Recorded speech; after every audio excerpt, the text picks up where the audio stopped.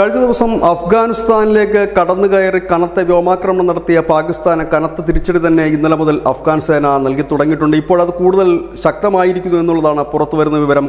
ഖൈബർ പഖ്തൂൺ മേഖലയിലേക്ക് കടന്നുകയറി അഫ്ഗാൻ സേന ഇതുവരെ 100-ൽ പരം പാക് സൈനികരെ കൊലപ്പെടുത്തി എന്നൊരു വാർത്ത പുറത്തു വരുന്നുണ്ട്.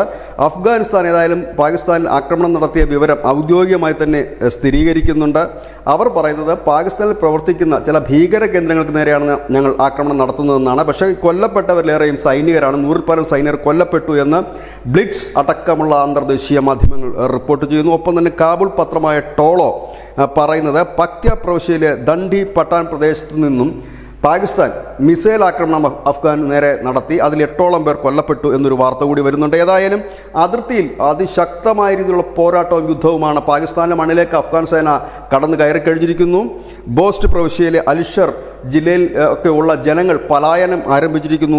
വലിയ ശക്തമായ ഒരു ഏറ്റുമുട്ടൽ അഫ്ഗാൻ പത്രമായ അമൂർ റിപ്പോർട്ട് ചെയ്യുന്നത് വളരെ ശക്തമായ ഒരു തിരിച്ചടിയാണ് പാകിസ്ഥാൻ നൽകുന്ന. കാലങ്ങളായി തങ്ങളിത് സഹിച്ചുകൊണ്ടിരിക്കുകയായിരുന്നു പാകിസ്ഥാന്റെ ഭാഗത്തു നിന്നുള്ള ആക്രമണം. ഈ ഖൈബർ പഖ്തൂൺ മേഖലയിലൊക്കെ ഈ താലിബാനെ സപ്പോർട്ട് ചെയ്യുന്ന ഇല്ലെങ്കിൽ ആന്റി പാകിസ്ഥാൻ ഭരണ വിരുദ്ധതയിൽ നിൽക്കുന്ന അനവധി ഗോത്രങ്ങളുണ്ട്, സംഘടനകളുണ്ട്.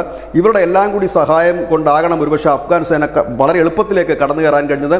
15,000-ഓളം അഫ്ഗാൻ സേന ആണ് പാകിസ്ഥാനിലേക്ക് കടന്നു കയറിയത് എന്നൊരു വാർത്ത പുറത്തു വരും. നമ്മൾ കണ്ടതാണ് കഴിഞ്ഞ ദിവസമൊക്കെ അരക്കൻ ആർമി മ്യാൻമാറിൽ നിന്ന് ബംഗ്ലാദേശിന്റെ അതിർത്തി പിടിച്ചെടുത്തതിന് സമാനമായി തന്നെയാണ് അഫ്ഗാന്റെ സൈന്യം. താലിബാനാണ് അഫ്ഗാന്റെ സൈന്യം ഇപ്പോൾ പാകിസ്ഥാന്റെ അതിർത്തി കടന്ന് കയറിയിരിക്കുന്നത്. ഇന്നലെ 2 സൈനിക പോസ്റ്റുകൾ പിടിച്ചത് വലിയ വാർത്തയായിരുന്നെങ്കിൽ ഇപ്പോൾ കുറച്ചുകൂടി കടന്നു കയറിക്കൊണ്ട് പാകിസ്ഥാനിൽ 100ഓളം സൈനികരെ കൊലപ്പെടുത്തിയിരിക്കുന്നു. ഏതായാലും ആ ദൃശ്യങ്ങൾ പ്രേക്ഷകർക്ക് കാണാവുന്നതാണ്. News desk India Malayalam.